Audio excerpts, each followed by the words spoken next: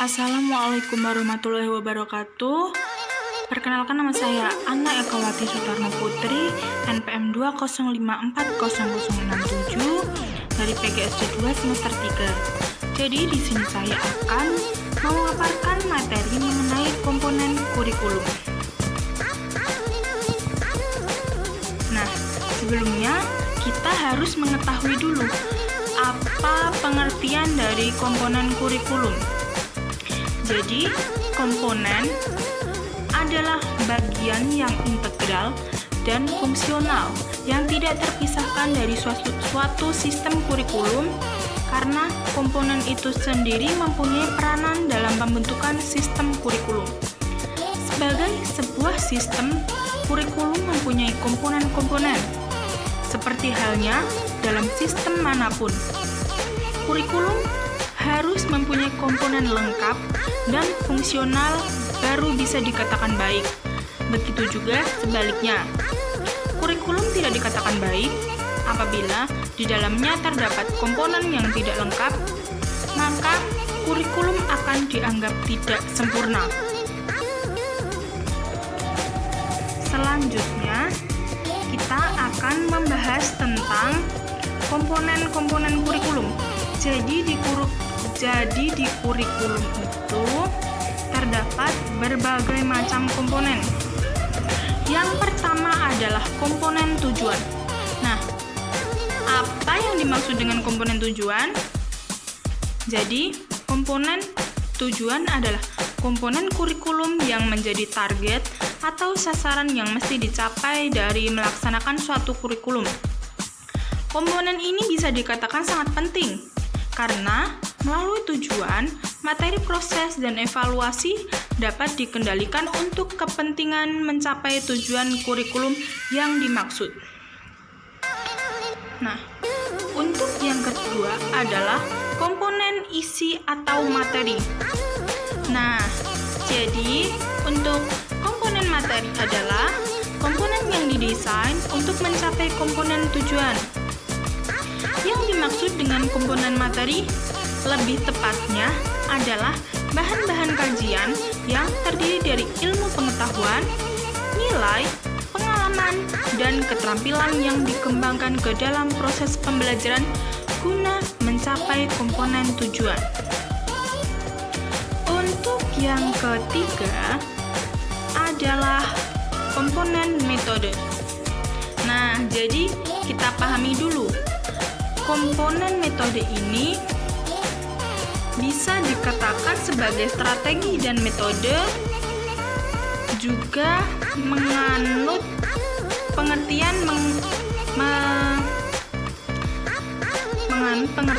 merupakan komponen ketiga dalam pengembangan kurikulum. Komponen ini merupakan komponen yang memiliki peran sangat penting, sebab berhubungan dengan implementasi kurikulum. Untuk yang selanjutnya adalah komponen evaluasi. Jadi, komponen evaluasi adalah komponen kurikulum yang dapat diperbandingkan seperti halnya penjaga gawang dalam permainan sepak bola. Memfungsikan evaluasi berarti melakukan seleksi terhadap siapa yang berhak untuk diluluskan dan siapa yang belum berhak diluluskan. Karena itu, siswa yang dapat mencapai targetlah yang berhak untuk diluluskan. Sedangkan untuk siswa yang belum mencapai target atau memiliki perilaku yang tidak baik, tidak berhak untuk diluluskan.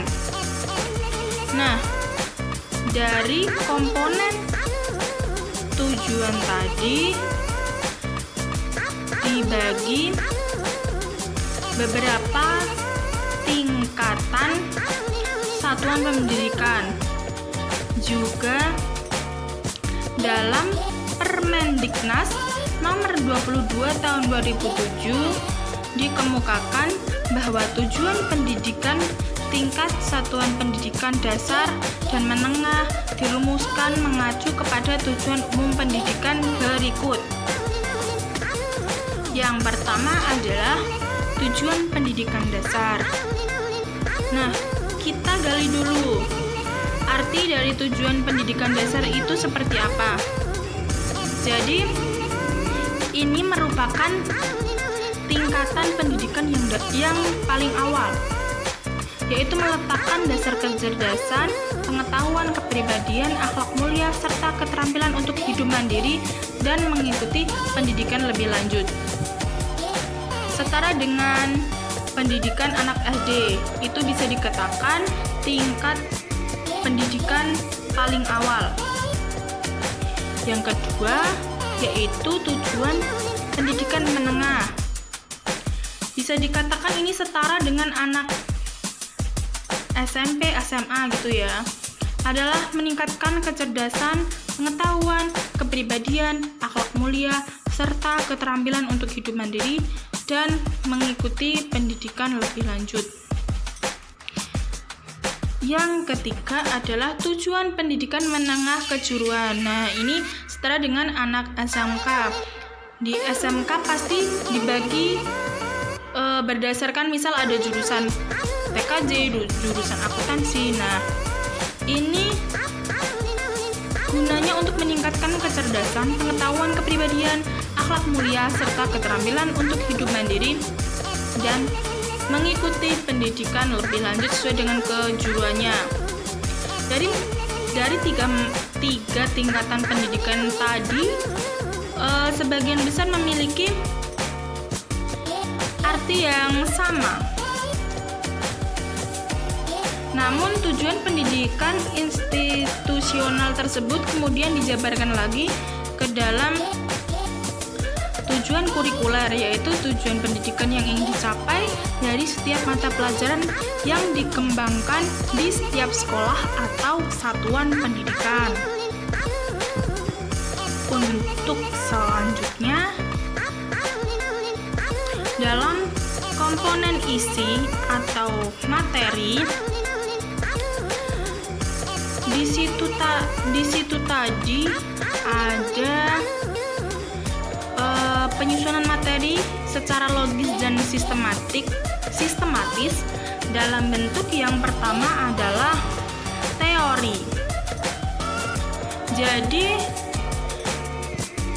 gimana ya maksudnya teori, yaitu seperangkat konstruk atau konsep, definisi atau preposisi yang saling berhubungan yang menyajikan pendapat sistematik tentang gejala dengan menspesifikasi hubungan-hubungan antara variabel-variabel dengan maksud menjelaskan dan meramalkan gejala tersebut. Yang kedua adalah konsep. Konsep ini adalah suatu abstraksi yang dibentuk oleh organisasi dari kekhususan juga dapat disebut sebagai definisi singkat dari sekelompok fakta atau gejala. Yang ketiga adalah generalisasi. Generalisasi ini merupakan kesimpulan umum berdasarkan hal-hal yang khusus, bersumber dari analisis, pendapat, atau pembuktian dalam penelitian. Yang selanjutnya adalah prinsip, yaitu ide utama. Pola skema yang ada dalam materi yang mengembangkan hubungan antara beberapa konsep. Yang selanjutnya atau yang kelima adalah prosedur, yaitu seri langkah-langkah yang berurutan dalam materi pelajaran yang harus dilakukan peserta didik. Dan yang keenam adalah fakta. Sejumlah informasi khusus dalam materi yang dianggap penting terdiri dari terminologi, orang dan tempat serta kejadian. Selanjutnya, istilah.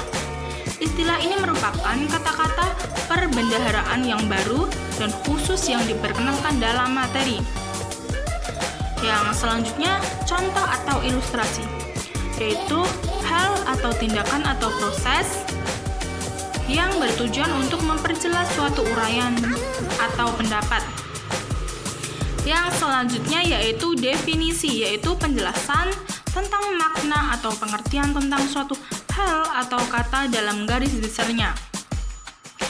Untuk yang terakhir yaitu preposisi, yaitu cara yang digunakan untuk menyampaikan materi pelajaran dalam upaya pencapaian tujuan kurikulum.